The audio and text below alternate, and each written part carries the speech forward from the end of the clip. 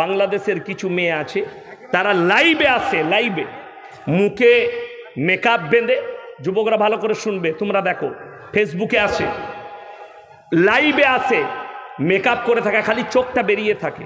কি বুঝলেন? আমি আরবে কাজ করতাম, এক শাকের বাড়িতে আমার সঙ্গে যৌনচার করেছে, জোর জবরদস্তি। আমার বাবা আমার সঙ্গে রেপ করেছে। বাংলাদেশের মেয়েগুলো, এগুলো থেকে দূরে থাকবেন। কি বুঝলেন? আমি একটা জলসায় বলেছি, পৃথিবীর যত বড় বড় হারাম করার পাপী বাংলাদেশে পাবে। তারপরে এমন জিকির চলছে, কি বুঝলেন, ভণ্ডদের, ঠিক মনে হচ্ছে আমাদের এখানে দেখবেন আগে চাপাকল ছিল না, চাপাকল, চাপা সরকার থেকে দিত, মুখটা চাপা পাড়া থাকতো, এরকম মোটা পাইপ দিয়ে দেখবেন রাতের বেলায় যদি কেউ টিপতো,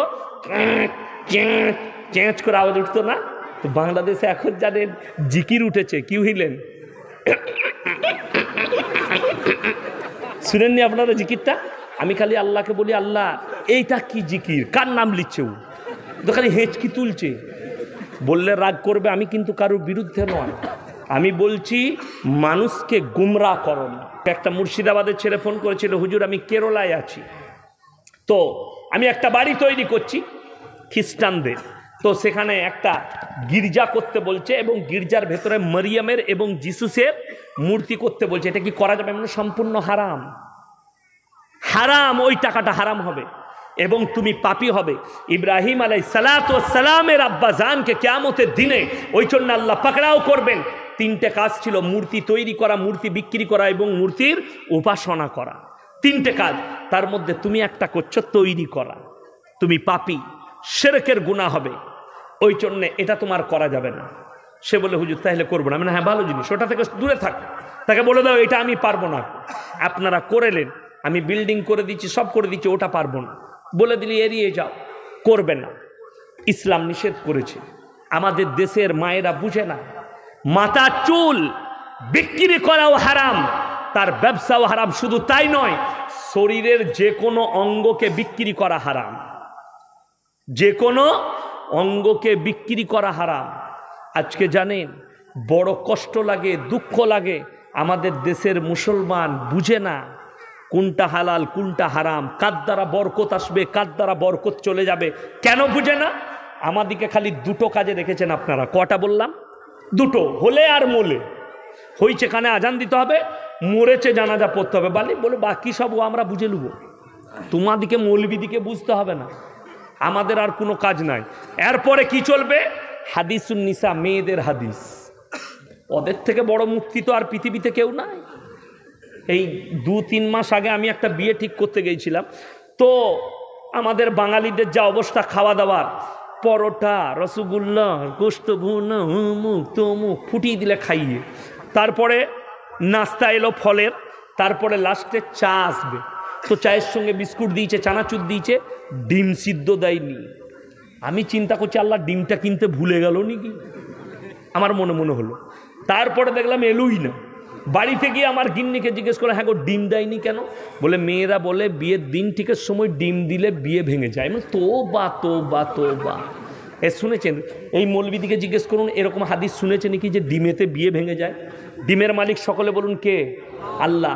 অনেক মেয়েরা বলে বিয়ের দিন ঠিক করতে এলে জিলেপি দিতে নাই, প্যাঁচ লাগা আছে, প্যাঁচ লেগে যাবে। আচ্ছা, জিলেপিতে যদি কিনে এনে দিলে বিয়েতে প্যাঁচ লাগে, যে তৈরি করছে তার কত প্যাঁচ লাগবে? বুঝতে পেরেছেন না পারেননি? যে জিলেপি বানাচ্ছে তার প্যাঁচটা তো বেশি লাগা দরকার। জিলেপির মালিক সকলে বলুন কে? আল্লাহ। কারিগর তৈরি করছে, কিন্তু তার মেটেরিয়াল থেকে শুরু করে সবের মালিক আল্লাহ। তো জিলেপির মালিক যদি আল্লাহ হয়, যে তৈরি করেছে তার মালিক যদি আল্লাহ হয়, তো জিলেপি কি করে প্যাঁচ লাগাবে? এতেই মরেছে আমাদের মুসলমান। শুধু তাই নয়, আমাদের দেশে যেমন মানুষ মরে গেলে আপনাদের কি হয় জানি না, আমাদের বর্তমানে এই কেতুগ্রাম পেরিয়ে কেতুগ্রাম আছে, কেতুগ্রামের পরে আপনার ভাতার থানা আছে, কি বুঝলেন, এই যে থানাগুলো আছে, মঙ্গলকোট, এখানে লোক মরে গেলে গোয়ালের গরু নিয়ে এসে জবাই করে খায়। আপনাদের দেশে হয় নাকি? হ্যাঁ, মাশাআল্লাহ, আলহামদুলিল্লাহ, খান, খুব খাবেন। শুনেলেন হাদিসে আছে, নবীজি সাল্লাল্লাহু আলাইহি সাল্লাম বলেছেন, যে বাড়িতে মাইয়াত হয় সেই বাড়িতে তোমরা 3 দিন চুলা জ্বলতে দিও না। জোরে বলুন সুবহানাল্লাহ। নবীজি সাল্লাল্লাহু আলাইহি সাল্লাম আদেশ করেছেন, তো তার গোয়ালের গরু, তার ঘরের খরচ আপনি কি করে করবেন? যদি বলেন কি করব, গ্রামের মানুষ চাঁদা একাট্টা করে খানা করো, সেটা তোমারও খাওয়া জায়েজ হবে, মেহমানেরও খাওয়া জায়েজ হবে। বুঝতে পেরেছেন না পারেননি? আমাদের কিন্তু আলাদা। আমি একটা জানাজায় গেছি, আত্মীয়, ভাতার থানায়, কবরস্থানে দেখছি পাউরুটি, কলা আর মিষ্টি। আমরা এগুলো কি করবে গো? বলছে ওই সব যে মাটি দিতে আসবে তাদেরকে নাস্তা করাবো। আমি বলি তোর বাপ মরেছে না, বিয়ে হচ্ছে বে? বিয়ে হলে নাস্তা করায়, মরে গেছে তা নাস্তা করাতে হবে? তোল এগুলো। এই সমস্ত কুসংস্কার, যেমন আমাদিকে মৌলবিদিকে কেউ ফোন করে না, বেটার বিয়েতে করবে না, বিটির বিয়েতে করবে না, কোনো সময় করে না, করে কুরবানির সময় করে না, করে না। বেলডাঙ্গা হাট থেকে আমাকে ফোন করছে কুরবানির সময়, হুজুর ভালো আছে? ভালো আছি। কি হয়েছে বলো? কোথায় আছেন? মাদ্রাসায়। একটা মশলা বলেন তো। আমি বলি দেখো দেখিনি কি মশলা এই সকালবেলায়। বলে হুজুর একটা গরু না একটু পা টেনে টেনে চলছে, কুরবানি হবে তো? আমি বলি অসুবিধা নাই, কিনেলে ও যেমন পা টেনে চলছে, তুই পা টেনে টেনে জান্নাতে ঢুকবি। আমি বলি হাটে আর ভালো গরু নাই? বলে আছে হুজুর, মানে ওটা 5,000 কম হচ্ছে।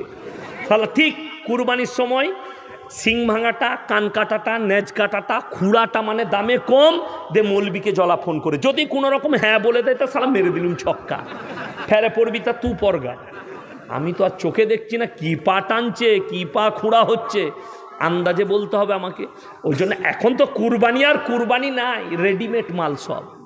কুরবানি রেডিমেড জানেন কি আছে? কেরলে, হ্যালো নাসির, আমার একটা দিয়ে দিস তো, ভাগ দিয়ে দিস, ফোন পেতে টাকা মেরে দিচ্ছি, গোশটা কি করব? ও গোশ যা পারিস করে দিস। এটার নাম হচ্ছে ফোন পে কুরবানি। কি বললেন? রেডিমেড। এখন তো রেডিমেড কুরবানি। কালকে কুরবানি, আজকে গরু নিয়ে চলে এলো, সকালবেলায় কুরবানি হয়ে গেল। ওই জন্য তো আমাদের কুরবানি কিরকম জানেন? নামাজ পড়ে এসি লুঙ্গি ছেসে ধরবে সালা, ফেলবে সালা, জবাই করবে সালা, দিয়ে সালাতে কুরবানি হয়ে গেল। ঠিক বলছি না ভুল বলছি? শুনেলেন? ওই জন্য কোরআনে আমার আল্লাহ রাব্বুল আলামিন বলেছেন, হে আমার নবী, পৃথিবীর মানুষকে বলো সাবিকুন সাবিকুন উলাইকাল মুকাররাবুন ফি জান্নাতিন নাঈম সুল্লাতুম মিনাল আউয়ালিন ওয়া কালিলুম মিনাল আখিরিন। হে আমার বিশ্ব নবী, তাদেরকে বলে দাও তাদের মধ্যে কম সংখ্যক এবং তোমাদের পূর্ববর্তীদের মধ্যে থেকে বেশি সংখ্যক লোক জান্নাতে প্রবেশ করবে। কেন শুনেলেন? আপনি কুরবানি দিচ্ছেন আজকে গরু কিনে কালকে, আর আপনার দাদু কুরবানি দিয়েছে 1 বছর গরুটাকে পেলে, তাকে খাইয়ে, তার উপরে মহব্বত জাগিয়ে যখন বিসমিল্লাহ আল্লাহু আকবার বলে জবাহ করবে, ঘরের গিন্নির সেই মালিকের চোখ দিয়ে পানি পড়বে, আমার মহব্বতের জিনিস চলে যাচ্ছে। হযরতে ইব্রাহিম আলাইহিস সালাতু ওয়াস সালাম হযরতে ইসমাইলের ওপরে যখন ছুরি চালাতে গিয়েছিলেন, রুমালটা চোখের পানিতে ভিজে গেছে। রুমালটা, যে রুমালটা চোখে বেঁধেছিলেন, রওয়ায়েতে আছে হযরতে ইসমাইলকে আল্লাহ সরিয়ে নিলেন আর জিবরিল আমিনকে বললেন, আমার নবীর হাতের তলায় জান্নাত থেকে দুম্বা নিয়ে গিয়ে ভরে দাও। জোরে একবার বলুন সুবহানাল্লাহ। দুম্বার ওপরে ছুরি চালিয়েছে, আর আপনি আজকে কিনছেন, কালকে কুরবানি দিচ্ছেন। শুনেলেন বাবা? এরপরে দেখবেন অনলাইন কুরবানি হবে। কি কুরবানি বললাম? অনলাইন কুরবানি হবে। অনলাইন কুরবানি কিরকম জানেন? ও দেখবেন ফ্লিপকার্টে কুরবানি হবে। ফ্লিপকার্টে কি বুঝলেন? লিখে দিবে আমার একটা ভাগ, কত পড়বে? 7,300। ওকে, মাল চলে আসবে রেডিমেড তোমার ঘরে। আরে বউ রেডিমেড পাবেন, পাওয়া যাবে না? ফোন পেতে বউ পাওয়া যাবে। আরে হাসছেন আপনারা, বাস্তব বলছি। শুনেলেন কেন? নবীজি সাল্লাল্লাহু আলাইহি সাল্লাম এগুলো সব কিয়ামতের আলামত। আজকে জানেন রুগা বেশি কেন? আমাকে দেখছেন আমার 34+, আমি চ্যালেঞ্জ ছুড়ে বললাম 50-এর পরে আমি আর জলসা করতে পারবো না। আমার আব্বার 78-80 ঢুকে গেল, এখনো পর্যন্ত পুরনো চাল ভাতে বারে। কেন জানেন? খাঁটি ঘরের দুধ খেয়েছে, 10টা-12টা করে গায়, ঘরের তৈরি গুড়, ঘরের চাষ করা ডাল, ঘরের চাষ করা চাল। আর আপনারা যে মিলের চালগুলো খাচ্ছেন, আমি বলবো না কি খাচ্ছেন, কিন্তু ক্যান্সার খাচ্ছেন। লেখেলে আমার ঘরের সামনে পশ্চিমবাংলার সবথেকে বড় রাইস মিল আমার ঘরের পাশে, লাল বাবা গোল্ড, ভদ্রেশ্বর রাইস মিল, পশ্চিমবাংলার সবথেকে বড়, আমার বাড়ির পাশে। 300 কোটি টাকার প্রজেক্ট। আপনি যান, রবার পালিশ আর পাউডার পালিশ মারছে চালেতে। যারা ঘরের চাল খান তাদের আয়ু একটু বাড়বে, পেটটা বেশি দিন ভালো থাকবে। সব থেকে বেশি ক্যান্সারের রুগী বাঙালি, আপনি গিয়ে দেখে আসুন, আমি চ্যালেঞ্জ ছুড়ে বললাম। আমি গেছি টাটা মেমোরিয়ালে, তার কারণ সব 2 নম্বরই। সকালবেলায় এইটুকু বেগুনটা আছে, রাতের বেলায় ইঞ্জেকশন মেরে সকালবেলায় এত বড়। ঠিক বলছি না ভুল বলছি? তা আপনি বিষ খাচ্ছেন না তো কি খাচ্ছেন? সকালবেলায় ফুলকপিটা এইটুকু, ইঞ্জেকশন ঠুকে দিয়ে কালকে সকালবেলায় এত বড় হয়ে গেল, সেই ফুলকপি মার্কেট আপনি বিষ খাচ্ছেন। কেন বলছি শুনেন, আমি 1 তাড়ি লাল শাক নিয়ে গেছিলাম বেলডাঙ্গা থেকে সেদিনে বাড়িতে, তো আজকে আমি বললাম পরশু নিয়ে গেছে, আজকে একটু বানাও, বানিয়েছে, একদম পুরো ওষুধ গন্ধ করছে, খেতে পারলাম না। তখন বুঝতে পারলাম এটা খাওয়াটাই বিষাক্ত। ওই জন্যে আপনি যদি নিজে সবজি চাষ করে খান তার মূল্য আলাদা। আমার ভাই একটা কথা মাথায় রাখবেন, আল্লাহ আমাদেরকে হেফাজত করুক। ইমান কিভাবে ধ্বংস করছে বেঈমান কাফেররা। আপনারা মনে করছেন এই মোবাইলটা এমন একটা জিনিস, আপনি আমার জলসা বার করুন ইউটিউবে, আমার সাথে সাথে 3-4টা নোংরা মেয়ের ফটো ওখানে দিবে। আসবে না? আসবে না? চলে আসবে। আমি ইউটিউবার দিকে অনুরোধ করছি, বিশেষ করে কোনো মেয়ের ছবি দিবেন না মৌলবীদের সাথে। কি বুঝলেন?